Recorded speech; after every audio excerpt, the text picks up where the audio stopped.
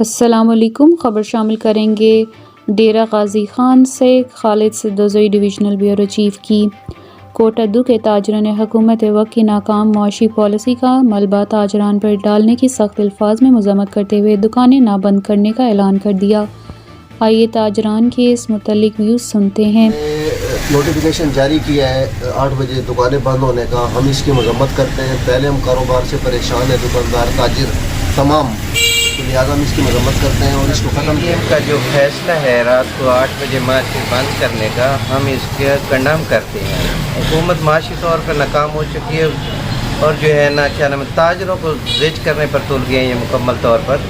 ہم اس کو پوری طرح سے کنڈم کرتے ہیں اور ہم اس کے فیصلے کے مکمل خلاف۔ بھائی جان، کاروبار تو ویسے ہی نہیں ہے۔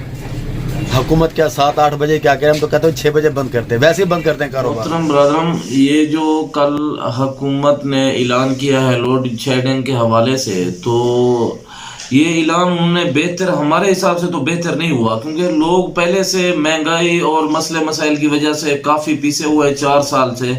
اگر ابھی بھی یہ حالت ہوتی ہے تو اب 8 بجے 7 بجے لوڈ شیڈنگ کی وجہ سے ہم دکانیں، شاپس، ہاسپٹل ساری چیزیں بند کر دیں تو میرے حساب سے تو یہ بہتر نہیں ہے۔